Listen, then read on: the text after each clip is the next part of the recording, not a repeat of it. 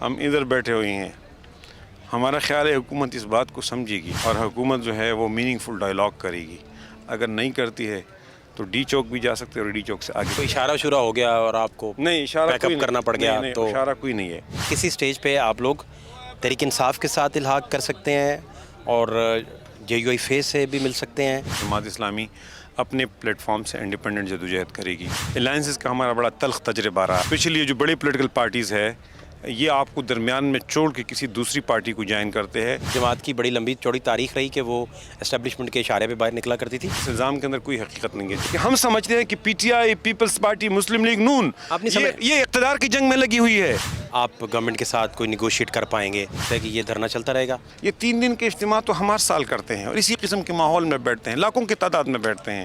یہ تو ہمارے لیے کوئی ایشو نہیں ہے. یہ آپ سمجھ رہے ہیں کہ یہ پھر چلتا رہے گا کام، اب یہ رکنے والا نہیں؟ کنٹینرز ہٹانے کے بعد ہمارے بعض کارکنوں نے پولیس کو چوما، پولیس کے ماتھے کو چوما، تو اس لیے ہم مفت میں خون نہیں بہانا چاہتے ہیں. لیکن آپ جلدی نکل آئے ہیں، یہ کیسے پلان ہوا؟ یہ گرمی ہمارے لیے سہانی روح ہے. میرے گھر کے اندر پنکھا بھی نہیں ہے، بجلی ہے لیکن پنکھا نہیں ہے میرے گھر کے اندر. ایسے علاقے سے میں بلانگ کرتا ہوں. علی امین گنڈا پور جو ہے اس وقت وزیر اعلیٰ، ان کو لے کر، ان کی پرفارمنس کو لے کر کیا آپ کا ٹیک ہے؟ کہ وہاں حکومت نام کی کوئی چیز نہیں ہے. عنایت اللہ بھائی ٹھیک ہیں، خیریت؟ تو مجھے عنایت بھائی یہ بتائیے کہ کسی سٹیج پہ آپ لوگ تحریک انصاف کے ساتھ الحاق کر سکتے ہیں اور جے یو آئی فیس سے بھی مل سکتے ہیں اور یہ اکٹھے مل کے تحریک چلے گی، یا آپ کو ابھی تک یہی پتہ ہے کہ نہیں یہ ہماری جماعت اسلامی ہی کی علیحدہ سے ایک تحریک ہے اور یہ ہمیشہ ہی علیحدہ رہے گی؟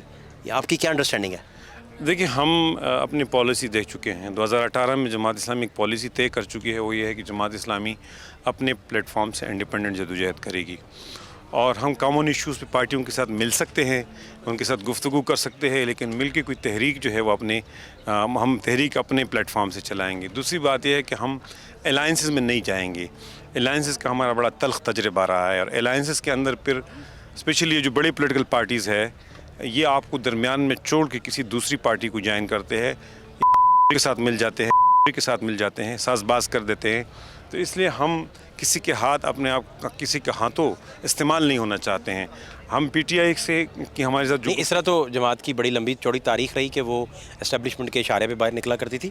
اب آ کے میں نہیں کچھ کہہ رہا، میں ابھی کچھ نہیں کہہ رہا، میں صرف یہ کہہ رہا ہوں کہ ماضی میں تو آپ کے بڑی اس سے بھی زیادہ تلخ تحریک جو آپ کے تجربات ہیں. دیکھیں ایک تو یہ الزام ہے، اس الزام کے اندر کوئی حقیقت نہیں ہے. جماعت اسلامی 1941 میں بنی ہے. جماعت اسلامی جو ہے مولانا مودودی رحمۃ اللہ علیہ نے بالکل ایک پلان کے ساتھ 1938 اور 1935 سے مسلسل جماعت اسلامی کے لیے کام کیا تھا اور پورا ایک بیک گراؤنڈ ہے جماعت اسلامی کا.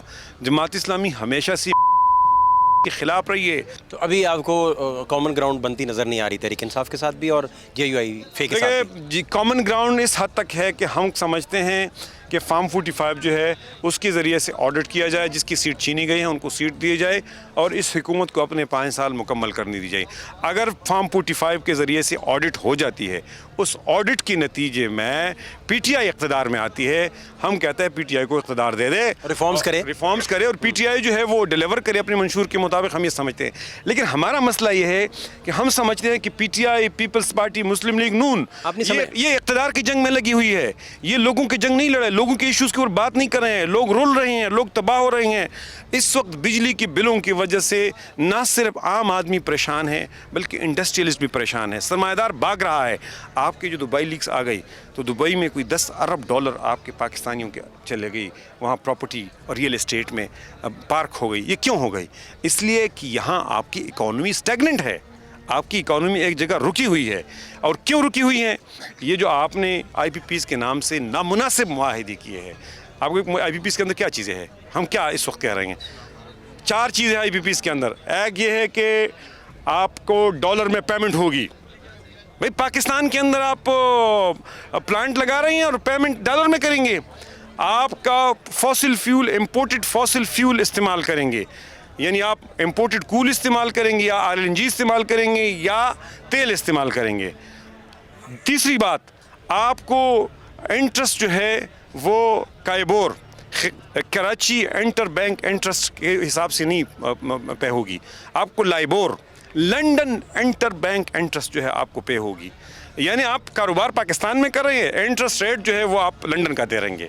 چوتھی بات یہ ہے کہ کیپیسٹی پیمنٹ ہے۔ کیپیسٹی پیمنٹ کیا ہے؟ میں 1 میگا واٹ بھی بجلی نہ پیدا کرو اور میرا 1000 میگا واٹ کا آئی پی پی ہے، میں باؤنڈ ہوں کہ میں آپ کو پیسے دوں گا۔ تو اس حساب سے ابھی تک 9000 میگا واٹ بجلی ایسی ہے کہ جس کی ہم پیمنٹ کر رہے ہیں، لیکن ہم اس کو استعمال نہیں کر رہے ہیں۔ 6000 ارب ان کو ایکسٹرا ہم پے کر چکے ہیں ان کمپنیز کو، اور انہوں نے پاکستان کو نچوڑ دیا ہے۔ پاکستان کو تباہ کر رہے ہیں۔ پاکستان اس وقت ڈوبنے والا ہے، اس لیے آئی پی پیز کو ریوزٹ نہیں کیا گیا تو پاکستان کی سالمیت اور سیکیورٹی کو بہت بڑا خطرہ ہے۔ اچھا، اب آپ کو لگتا کیا ہے کہ یہ کتنے دن بعد آپ گورنمنٹ کے ساتھ کوئی نیگوشیٹ کر پائیں گے، یا یہ آپ کو لگتا ہے کہ یہ دھرنا چلتا رہے گا اور گورنمنٹ اپنا کام کرتی رہے گی؟ جماعت اسلامی کے جو لوگ ہیں نا، وہ آپ کو نہیں سمجھتے ہیں، وہ نظریاتی لوگ ہیں، وہ مشنری لوگ ہیں۔ جماعت اسلامی کے لوگوں کو آپ کہیں گے نا، یہ 3 دن کے اجتماع تو ہم ہر سال کرتے ہیں اور اسی قسم کے ماحول میں بیٹھتے ہیں، لاکھوں کی تعداد میں بیٹھتے ہیں، یہ تو ہمارے لیے کوئی ایشو نہیں ہے۔ یہ 3 دن کے اجتماع تو ہم ہر سال اپنے ضلعوں کے اندر کرتے ہیں۔ 3 دن بستر لے کے ایک جگہ بیٹھنا تو ہمارے لیے کوئی ایشو نہیں۔ یہ ہمارے لیے کون سا ایشو ہے بھائی؟ ہم ان کو بتائیں گے، 4 ضلعوں کی ڈیوٹی لگائیں گے کہ یہ دن آپ کا ہے، یہ دن آپ کا ہے۔ اس طرح سے پوری پاکستان سے لوگ آئیں گے، ہم تھکیں گے بھی نہیں گے، ہم ہاریں گے بھی نہیں، ہم ڈٹے رہیں گے۔ اور ایک بات بتاؤں، ہم ادھر بیٹھے ہوئے ہیں، ہمارا خیال ہے حکومت اس بات کو سمجھے گی اور حکومت جو ہے وہ میننگ فل ڈائلاگ کرے گی۔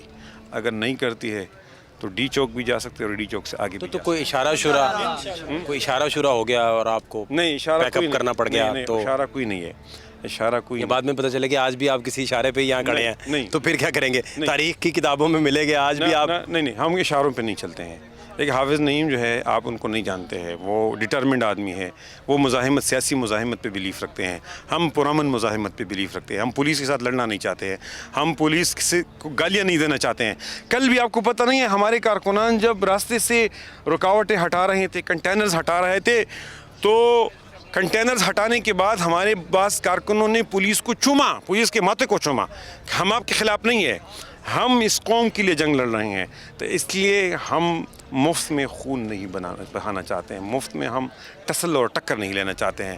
ہم یہ چاہتے ہیں کہ حکومت ہماری آواز کو سنے، تو کوئی ضرورت نہیں ہے کہ ہم جا کے ڈی چوک بیٹھ کے حکومت کے نظام کو ڈسٹرب کریں، لیکن ہم سمجھتے ہیں حکومت کو ہماری بات ماننی پڑے گی، سوچنی۔ دیکھیں، حکومت، ہم یہ مطالبہ نہیں کر رہے کہ حکومت گھر چلی جائے، ہم یہ کہتے ہیں عوام کو ریلیف دے۔ تو کیا یہ بات حکومت کی، یہ ہم حکومت کے خلاف کہہ رہے ہیں یا تو ہم حکومت کے حق میں کہہ رہے ہیں؟ یہ آپ سمجھ رہے ہیں کہ یہ پھر چلتا رہے گا کام، اب یہ رکنے والا نہیں؟ چلتا رہے گا۔ دیکھیے، حافظ صاحب جو ہے، اس نے اپنے سارے کارڈز اپنے سینے کے اندر رکھے ہوئے ہیں، ہمیں کنسلٹ کرتے ہیں، لیکن ہمارا جو کور ٹیم ہے وہ بیٹھتا ہے رات کو۔ لیکن آپ جلدی نکل آئے ہیں، یہ کیسے پلان ہوا؟ کہاں سے جلدی نکل؟ مطلب یہ تو پلان تھا کہ شاید تھوڑا موسم بدلے، تھوڑی حبس کم ہو، موسم کھلیں تھوڑے، لیکن جلدی آ گیا آپ۔ ہم سمجھتے ہیں کہ یہ جو گرمی ہے نا، ہم ٹھنڈے علاقوں سے آئے ہیں، لیکن یہ گرمی ہمارے لیے سہانی روح ہے، ہم اس سے تھکے ہوئی نہیں ہیں، ہارے نہیں ہیں۔ میں یہاں بیٹھا ہوا نا، میں 1:30 بجے رات پنڈال میں بیٹھا ہوا تھا، میں صبح سویرے یہاں سے بیٹھا ہوا۔ میں ایک ایسے علاقے سے بلونگ کرتا ہوں کہ میرے گھر کے اندر پنکھا بھی نہیں ہے، بجلی ہے لیکن پنکھا نہیں ہے میرے گھر کے اندر۔ ایسے علاقے سے میں بلانگ کرتا ہوں، لیکن محل کی گرمی۔ کون سا ایگزیکٹلی علاقہ آپ کا؟ میں اپر دیر سے بلانگ کرتا ہوں، میں وہاں سے 2 مرتبہ ایم پی اے، 3 مرتبہ ایم پی اے رہ چکا ہوں، 2 مرتبہ کے پی کے اندر منسٹر رہ چکا ہوں۔ میرے ساتھ بڑی ہیوی منسٹریز رہی ہیں۔ میں 2002 سے لے کے 2008 تک پلاننگ اینڈ ڈیولپمنٹ اور ہیلتھ کا منسٹر رہا، پاپولیشن ویلفیئر کا منسٹر رہا۔ پھر 2013 سے 18 تک میں senior minister for local government رہا۔ 2018 سے 23-24 تک میں ایم پی اے رہا۔ تو میں مسلسل اس علاقے سے جماعت کو، وہاں تو گڑھ ہے آپ کا جماعت میں ادھر۔ دوسرا مجھے یہ بتائیے کہ علی امین گنڈا پور جو ہیں اس وقت وزیر اعلیٰ، ان کو لے کر، ان کی پرفارمنس کو لے کر کیا آپ کا ٹیک ہے؟ جماعت اسلامی ان کے بارے میں کیا سوچتی ہے؟ دیکھیے، جماعت اسلامی کے پی جو ہے سمجھتی ہیں کہ وہاں حکومت نام کی کوئی چیز نہیں ہے، اور بدامنی ہے، لالیسنس ہے، اور اس سے آگے کرپشن ہے، بہت بڑی کرپشن ہے، اور لوگ جو ہے آفیسز کے اندر کمیشن لیا جا رہا ہے، ریکروٹمنٹ پہ لیا جا رہا ہے، ٹرانسفر پوسٹنگ پہ لیا جا رہا ہے، اور اس کے ساتھ ساتھ بیڈ گورننس ہے۔ لیکن بدقسمت یہ ہے کہ جو ہماری کے پی کی گورنمنٹ ہے، وہ اپنے ایموشنل کارکن کی ایموشنل ایکسپلائٹیشن کر رہے ہیں، اور وہ ایسی بے تکی باتیں کرتے ہیں کہ ہم پیسکو کے دفتر پہ قبضہ کریں گے، لاہور کی بٹن ہمارے ہاتھ میں ہے، گیس ہمارے، کچھ بھی ان کے ہاتھ میں نہیں، یہ اسٹیٹ کے ادارے ہیں، ان کو پتہ ہے اس میں کچھ بھی نہیں کر سکتے ہیں، لیکن وہ کچھ کرنے کے بجائے، ڈیلیور کرنے کے بجائے، اپنے حقوق کے لیے کانسٹیٹیوشنل راستے اختیار کرنے کے بجائے ایسی ہی ہوائی باتیں کرتے ہیں، بے پر کیوں اڑا رہے ہیں؟ پر کیا اڑاتے ہیں؟ بہت شکریہ سر.